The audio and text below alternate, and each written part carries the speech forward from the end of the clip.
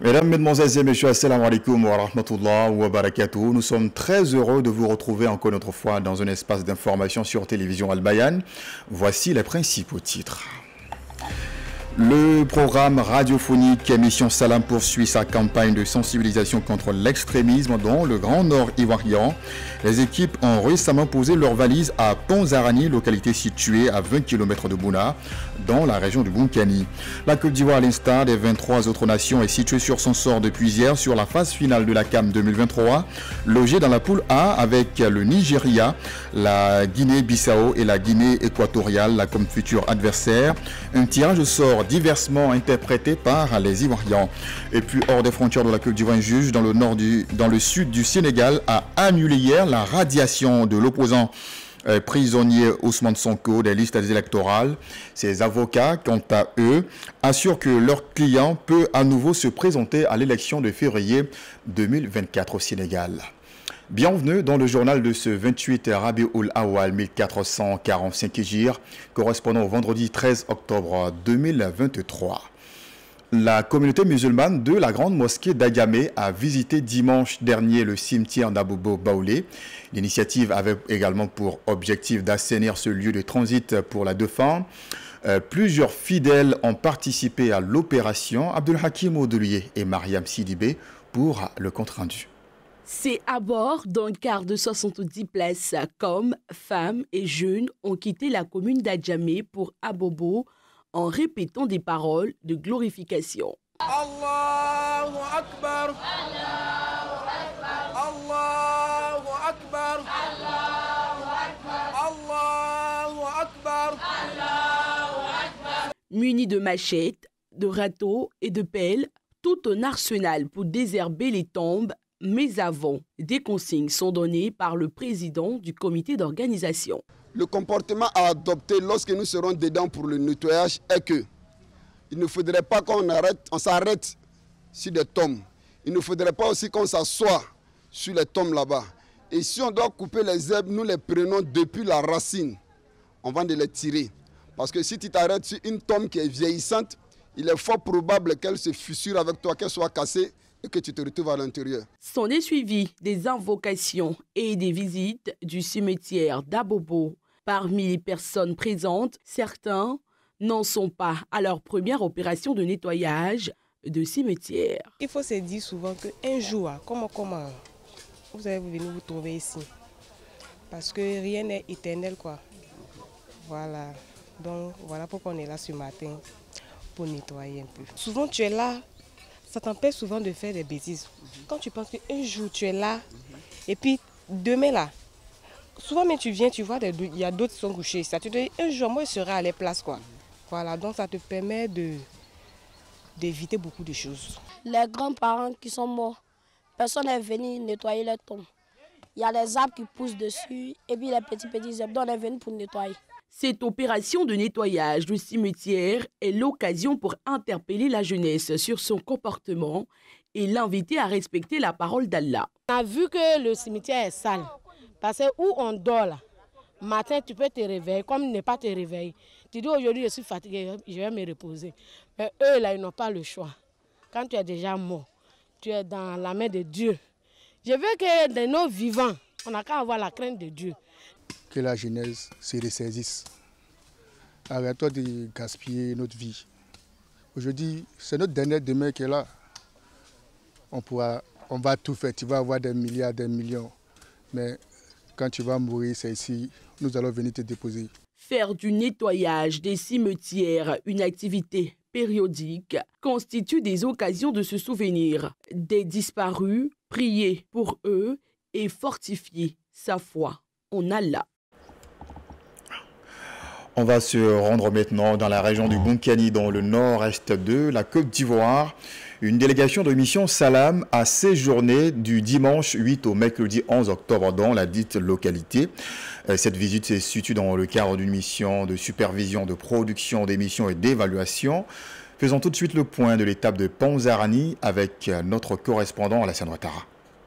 Située à une vingtaine de kilomètres de Bouna, Ponzarani est une localité où le brassard culturel a fait ses preuves. Mission Salam s'y est rendue pour la production d'une émission sur le thème « Le brassard culturel, catalyseur de la cohésion sociale ». Cette émission a été réalisée dans 2 langues locales, Koulango et Lobiri.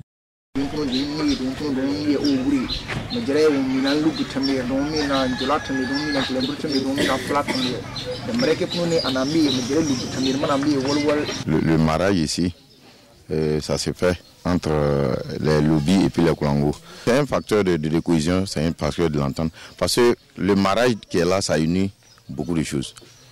Ça regroupe tous les ethnies, ça donne un signal fort au niveau de la cohésion sociale et puis de la paix. Parce que dès qu'il y a le mariage qui est intégré dans un couple, déjà il y a l'entente. Aujourd'hui, moi je suis un lobby, je me marie à un Koulango. Mais je ne veux pas faire du mal à un Koulango. Le Koulango aussi ne peut pas faire du mal à un lobby. À quelques kilomètres de cette localité, un site est aménagé pour accueillir les réfugiés de Burkina Faso. Une autre émission a été produite pour préserver la cohésion sociale dans cette cohabitation. On remercie Allah qui a permis à ces réfugiés de pouvoir fuir la mort pour arriver chez nous ici.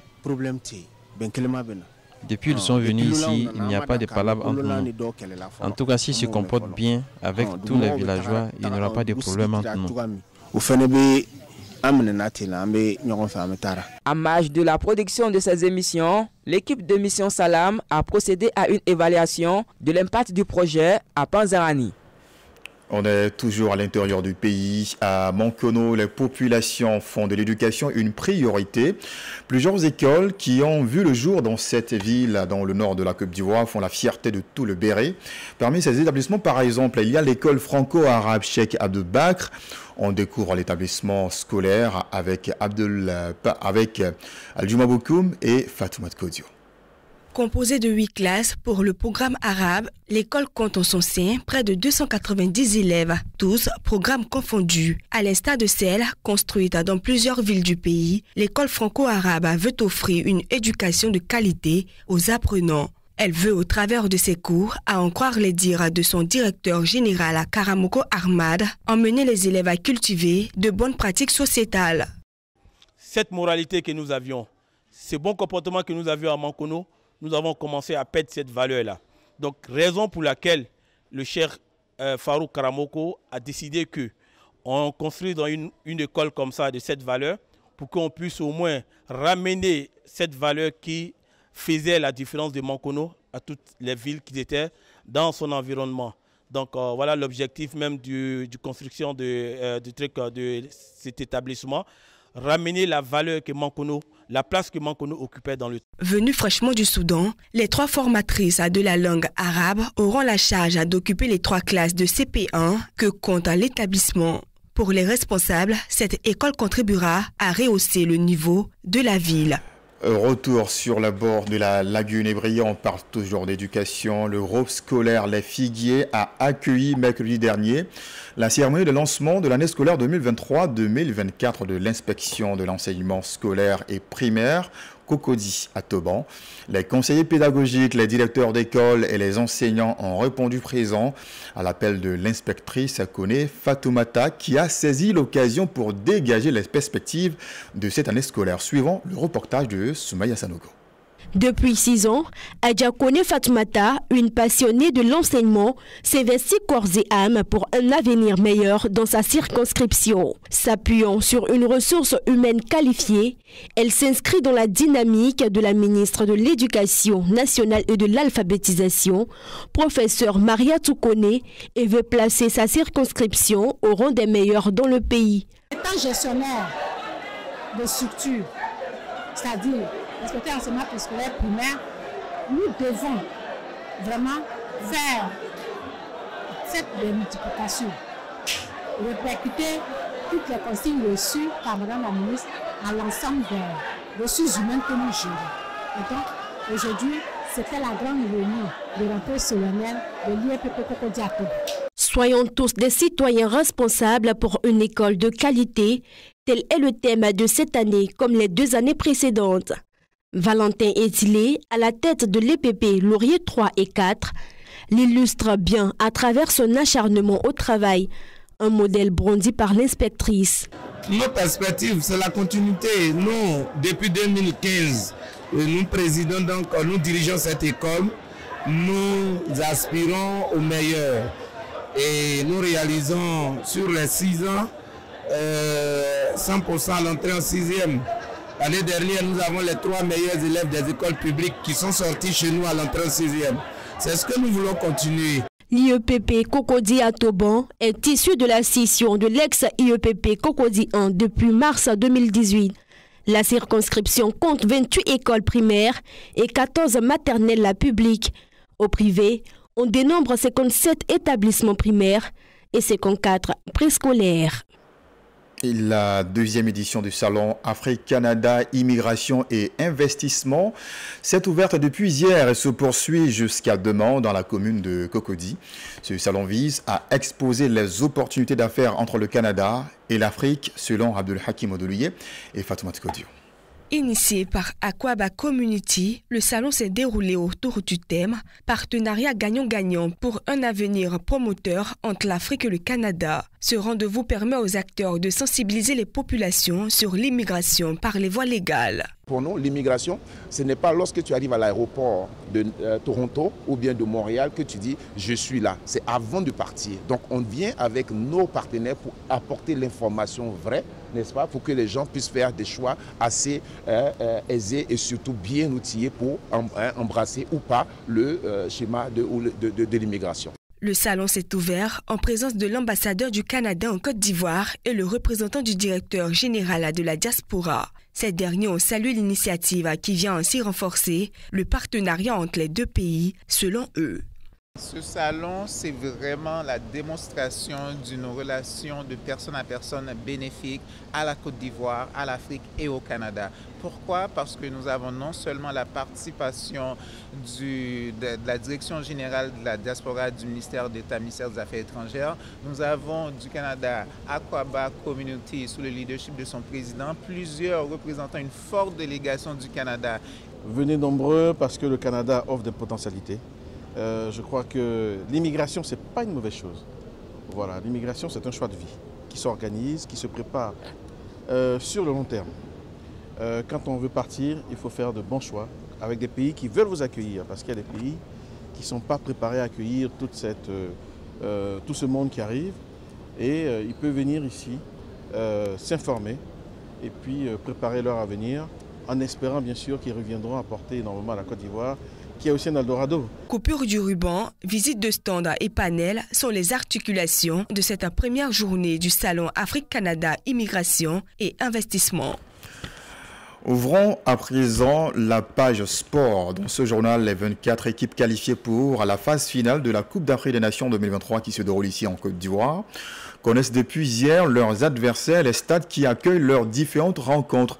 Le tirage au sort a eu lieu au parc des expositions d'Abidjan, réservant de très belles affiches. C'était en présence de plusieurs personnalités sportives nationales, africaines et internationales. On vit le compte-rendu avec Aïcha Tokone. Cette cérémonie sportive a réuni une pléiade d'invités du monde du football venus des 4 coins du pays. La 34e édition de la CAN a lieu du 13 janvier au 11 février prochain en terre ivoirienne. À moins de 3 mois de cette grande messe du football africain, les organisateurs rassurent. La Côte d'Ivoire est bel et bien prête à accueillir cette compétition.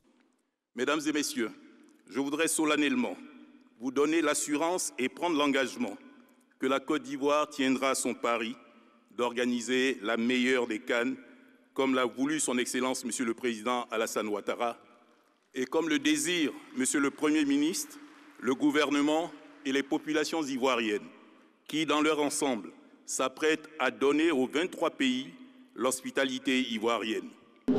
La Côte d'Ivoire est donc un pays d'accueil, comme on l'a dit, d'hospitalité.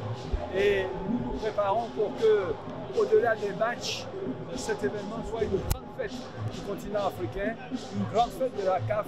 Après l'intervention du président de la Confédération africaine de football, Patrice Motsepe, place au tirage au sort. Les 24 équipes connaissent désormais leurs adversaires pour cette CAN. La Côte d'Ivoire hérite de la poule A et affronte le Nigeria, la Guinée-Bissau et la Guinée équatoriale. Le président de la Fédération ivoirienne de football FIF, Yacine Idrissa Diallo, et le sélectionneur des éléphants, Jean-Louis Gasset, se disent confiants. La qualité de nos joueurs, le soutien du public et le surpassement. Devant un public, on l'a vu à Yamoussoukro, on l'a vu à San Pedro, on l'a vu à Ebimpe. On a un public magnifique qui attend qu'on leur fasse plaisir et on va tout faire pour leur faire plaisir. Plus de petites équipes. Notre objectif à nous aujourd'hui, c'est de nous préparer. Parce que nous avons commencé de notre mieux à avoir ce que moi j'appelle le commando qui est à même d'aller chercher le trophée, d'aller le plus loin possible dans la compétition. Le tenant du titre, le Sénégal, est logé dans la poule C, appelée poule de la mort, avec le Cameroun, la Guinée et la Gambie. Ce sont le stade Alassane Ouattara d'Ebimpe, le stade Félix Houphouët-Boigny, le stade de la Paix de Bouaké, le stade Charles Konan-Banny de Yamoussoukro, le stade Laurent Pokou de San Pedro et le stade Amadou Gon Coulibaly de Korogo qui accueillent cette édition de la CAN. Les 24 équipes espèrent toutes arracher la couronne au Sénégal qui tient le titre. Elles sont logées dans 6 poules. On les découvre avec Ahmed Bakayoko. Logée dans la poule A, la Côte d'Ivoire, pays hôte de la compétition, hérite de la Guinée-Bissau, de la Guinée équatoriale et du Nigeria. Si les deux Guinées semblent être à la portée des éléphants, ils devront compter sur le 12e homme pour faire plier les Super Eagles de Victor Osimhen, 3 fois vainqueur de la compétition et qui se présente avec une redoutable armada offensive. En toute logique, l'Égypte de Mohamed Salah, recordman de la compétition avec 7 titres, ainsi que le Ghana, partiront favoris d'un groupe B où l'on trouve 2 sélections lusophones, le Cap-Vert et l'Angola, qui avaient organisé la CAN en 2010. Dans le groupe C se trouve le Sénégal, cible à abattre pour les 23 autres équipes. La Guinée, la Gambie et le Cameroun, 5 fois champions, seront les premiers à s'essayer au stade Charles Konan-Banny de Yamoussoukro face aux coéquipiers de Sadio Mané. Sacré en 2019, l'Algérie sera très attendue dans son groupe D. Les Fennecs de Djamel Belmadi voudront se racheter après leur élimination au premier tour lors de la CAN précédente. Il faudra se défaire de la surprise mauritanienne et de l'Angola à Bouaké. La Tunisie sera, elle, confrontée au Mali, guidée par sa nouvelle génération, à l'Afrique du Sud et à la Namibie dans le groupe E. Enfin, demi-finaliste du mondial Qatari en 2022, le Maroc devra de son côté retrousser les manches face à la République démocratique du Congo, la Zambie et la Tanzanie dans le groupe F. Cette 34e édition est assurément la plus relevée avec 12 vainqueurs du tournoi et aucune absence de marque. Le match d'ouverture se jouera entre la Côte d'Ivoire et la Guinée-Bissau le 13 janvier à 20h GMT au stade Alassane Ouattara d'Ebimpe. Après la cérémonie de tirage au sort, les différentes personnalités présentes au parc des expositions se sont prononcées sur les différentes poules. On les écoute. Je pense que ça va être un peu difficile de dire ça, mais je pense que ce qui est sûr est qu'on sait que ça va être une CAN très très relevée, une CAN vraiment, je dirais plutôt que toutes les équipes qui sont là présentes ont au moins une fois joué une CAN, donc ça va être une CAN très relevée, disputée. Mais bon, je pense que c'est normal, c'est ce que nous voulons tous. Ça a été un rêve pour nous de jouer ces genres de compétition. Quand on a des objectifs aujourd'hui, comme le Sénégal, de gagner encore la Coupe d'Afrique, de défendre son titre, on est venu pour savoir dans quelle ville on va jouer. Mais contre qui on joue aujourd'hui, pour moi, n'a pas beaucoup d'importance avec tout le respect que je dois à toutes les équipes. Pour gagner la Coupe, il faut jouer tout le monde, les moins forts, les fortes. Et je crois qu'aujourd'hui, le Sénégal a la meilleure formation, le Sénégal a les meilleurs jeunes et le Sénégal a montré partout que maintenant c'est une institution du football africain, voire mondial. Et bien voilà, on dira tout simplement bonne chance à la Côte d'Ivoire. On vous fait découvrir à présent l'actualité africaine à travers donc cet élément proposé par nos partenaires, la VOA. Un juge de Ziguinchor doit bientôt quitter son camp.